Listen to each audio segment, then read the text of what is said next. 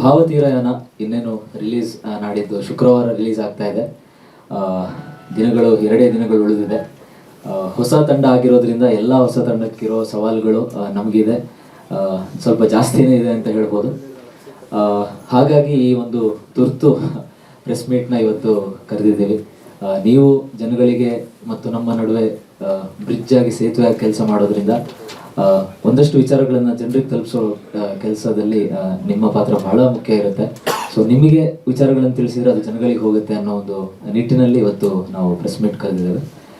ಭಾವತೀರಯಾನ ನಾವು ತುಂಬ ಒಂದು 2-3 ವರ್ಷಗಳ ಕಠಿಣ ಪರಿಶ್ರಮದಿಂದ ಒಂದು ಸಣ್ಣ ಒಂದು ಪ್ರಾಜೆಕ್ಟ್ ಆಗಿ ಮಾಡಬೇಕಾಗಿ ಹೊರಟಿರೋ ವಿಚಾರನ ನಾವು ಇವತ್ತು ಒಂದು ಸಿನಿಮಾ ಆಗಿ ಮಾಡೋ ಥರ ಎಲ್ಲ ನಮ್ಮ ತಂಡ ಹಾಗೂ ನಮ್ಮ ಎಲ್ಲ ಸಪೋರ್ಟರ್ಸ್ ಸಹಾಯದಿಂದ ಇವತ್ತು ಇಲ್ಲಿ ನಾಡಿದ್ದು ರಿಲೀಸ್ವರೆಗೂ ಬಂದು ನಿಂತಿದ್ದೀವಿ.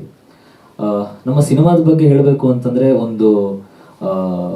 ಒಂದು ಲವ್ ಸ್ಟೋರಿ ಆದರೂ ಕೂಡ ಇಲ್ಲಿವರೆಗೆ ಕನ್ನಡದಲ್ಲಿ ಬರದೇ ಇರುವಂಥ ಒಂದು ಲವ್ ಸ್ಟೋರಿಯನ್ನು ನಾವು ತೋರ್ಸೋಕ್ಕೆ ಪ್ರಯತ್ನವನ್ನು ಪಟ್ಟಿದ್ದೀವಿ. ಅಂದರೆ ಲವ್ ಸ್ಟೋರಿ ಅಂದರೆ ಒಂದಷ್ಟು ಕ್ಲೈಮ್ಯಾಕ್ಸ್ಗಳು, ಒಂದು ಕಾಮನ್ ಕ್ಲೈಮ್ಯಾಕ್ಸ್ಗಳಿರುತ್ತೆ. ಏನೇ ಇದ್ರೂ ಕೊನೆ ಎಂಡ್ ಒಂದು ಎಲ್ಲರೂ ಒಂದಷ್ಟು ಸಿನಿಮಾಗಳಲ್ಲಿ ನಾವು ನೋಡಿದ ಅಂತ ಎಂಡಿಂಗೇ ಇರುತ್ತೆ. ಯಾಕಂದರೆ ಒಂದು ಪ್ರೀತಿ ಅನ್ನೋ ವಿಚಾರನೇ ಹಾಗೆ, ಅದು ಯಾವುದೇ ಪ್ರೀತಿ ಆಗಿರ್ಬೋದು, ತಾಯಿ ಮಗ ಪ್ರೀತಿ ಆಗಿರ್ಬೋದು, ತಂದೆ ತಾಯಿ ಅಥವಾ ಹುಡುಗ ಹುಡುಗಿ ಯಾವುದೇ ಪ್ರೀತಿ ಆಗಿದ್ರೂ ಒಂದಷ್ಟು ಬೇಸಿಕ್ ವಿಚಾರಗಳು ಹಾಗೇ ಇರುತ್ತೆ. ಅದನ್ನೆಲ್ಲ ಇಟ್ಕೊಂಡು ಇನ್ನೇನು ಹೊಸದಾಗಿ ಏನಾದ್ರು ಮಾಡ್ಬೋದಾ ಅಂತ ನಾವು ಯೋಚನೆ ಮಾಡಿದಾಗ ನಮ್ಗೆ ಯಾವಾಗ ಆ ಕತೆ ನಮಗೆ ಪರ್ಸ್ನಲಿ ಇಷ್ಟ ಆಯಿತು, ಅದನ್ನು ಒಂದು ಹೊಸ ರೀತಿಯಲ್ಲಿ ಹೇಳ್ಬೋದು ಅನ್ನೋದು ನಮಗೆ ಯಾವಾಗ ಕಾನ್ಫಿಡೆನ್ಸ್ ಬಂತು, ಅದನ್ನು ನಾವು ಸಿನಿಮಾ ಮಾಡೋಕ್ಕೆ ಹೊರಟ್ವಿ. ಸೊ ಪ್ರೀತಿಯ ಒಂದು ಹೊಸ ಆಯಾಮನ ಈ ಚಿತ್ರದಲ್ಲಿ ನಾವು ತೋರ್ಸೋಕ್ಕೆ ಹೊರಟಿದ್ದೀವಿ. ಅದು ತುಂಬ ಮುಂಚೆಯಿಂದನೂ ಅದು ಚಾಲ್ತಿಯಲ್ಲಿ ಇದ್ರೂ ಇವತ್ತಿನ ಈ ಜನ್ರೇಷನಲ್ಲಿ ಅದು ಮರೆತು ಹೋಗ್ತಾ ಇದೆ.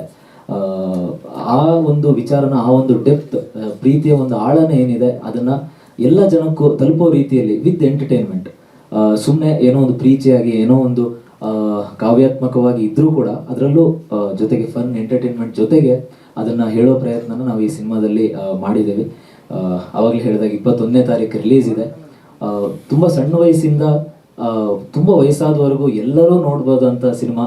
ಫ್ಯಾಮಿಲಿ ಎಲ್ಲ ಜೊತೆಲಿ ಕೂತ್ಕೊಂಡು ಒಂದು ಪಕ್ಕಾ ಫ್ಯಾಮಿಲಿ ಸ್ಟೋರಿ. ಅಂದರೆ ಇತ್ತೀಚೆಗೆ ನಾವು ಒಂದಷ್ಟು ಜನರ ಹತ್ರ ಮಾತಾಡಿದಾಗ ಒಂದು ಫ್ಯಾಮಿಲಿ ಕಥೆಗಳು ಬರ್ತಾ ಇಲ್ಲ, ನಾವು ಥಿಯೇಟ್ರಿಗೆ ಎಲ್ಲ ಫ್ಯಾಮಿಲಿ ಜೊತೆ ಹೋಗೋಕ್ಕೆ ಆಗ್ತಾ ಇಲ್ಲ ಅನ್ನೋ ಮಾತುಗಳು ತುಂಬ ಕೇಳಿ ಬರ್ತಾ ಇದೆ. ಟ್ರೆಂಡ್ ಆಗಿದೆ. ಸೊ ಟ್ರೆಂಡ್ ಬದಲಿಸ್ಬೇಕು ಅನ್ನೋಷ್ಟೆಲ್ಲ ನಮಗೆ ದೊಡ್ಡ ಶಕ್ತಿ ಇಲ್ಲ. ಬಟ್ ಆದ್ರೂ ನಮ್ಮ ಕೈಯಲ್ಲಾದ ಪ್ರಯತ್ನ, ನಾವು ಎಲ್ರಿಗೂ ನೋಡ್ಬೋದಂತ, ಒಟ್ಟಿಗೆ ಯಾವುದೇ ಒಂದು ಮುಜುಗರ ಇಲ್ಲದೆ, ಯಾವುದೇ ಒಂದು ಟೆನ್ಷನ್ ಇಲ್ಲದೆ ಆರಾಮಾಗಿ ಬಂದು ಇಡೀ ಫ್ಯಾಮಿಲಿ ನೋಡ್ಬೋದಂತ ಸಿನಿಮಾ ಅಂತ ನಾನು ನಮ್ಮ ಸಿನಿಮಾನ ಹೇಳಕ್ಕೆ ಇಷ್ಟಪಡ್ತಿದ್ದೀನಿ. ನಾವು ಹೇಳ್ತೀವಿ, ಅದನ್ನು ನೀವು ನಾಡಿದ್ದು ನೋಡಿ ಒಪ್ಕೋಬೇಕು. ದಯಮಾಡಿ 21ನೇ ತಾರೀಕು ನೀವೆಲ್ಲರೂ ಬಂದು ನಮ್ಮ ಸಿನಿಮಾ ನೋಡಿ ನಮ್ಗೆ ರಿವ್ಯೂ ಹೇಳಬೇಕು. ತಪ್ಪಿದ್ರೆ ನೀವು ಬೈರಿ, ಮುಂದೆ ತಿದ್ಕೊಳ್ತೀವಿ. ಸರಿ ಇದ್ದರೆ ಹೊಗಳಿದ್ರೆ ಅದನ್ನ ಮೋಟಿವೇಶನ್ ಆಗಿ ತಗೊಳ್ತೀವಿ. ಸೊ ಏನೇ ಇದ್ರೂ ನಮಗೆ ತಿಳಿಸಿ, ದಯವಿಟ್ಟು ನಮ್ಮ ಸಿನಿಮಾ ನೋಡಿ ಅಂತ ಈ ಮೂಲಕ ನಾನು ಕೇಳ್ಕೊಳ್ತೀನಿ. Thank you. ಸ್ವಾದಿಷ್ಟತೆಯ ಸ್ವಾದ, ತಾಜಾತನದ ಆಹ್ಲಾದ, ಉತ್ತಮ ಆರೋಗ್ಯ ಮತ್ತು ಹೆಚ್ಚಿನ ರೋಗ ನಿರೋಧಕ ಶಕ್ತಿಯ ವೃದ್ಧಿಗೆ ಈಗ ನಿಮಗೆ ಸಿಗುತ್ತಿದೆ ಉತ್ತಮ ಗುಣಮಟ್ಟದ ಪೌಷ್ಟಿಕಾಂಶ. Shri Vaidik millet health mix, ಇದು ಸಿರಿಧಾನ್ಯಗಳ ಸಂಪತ್ತು.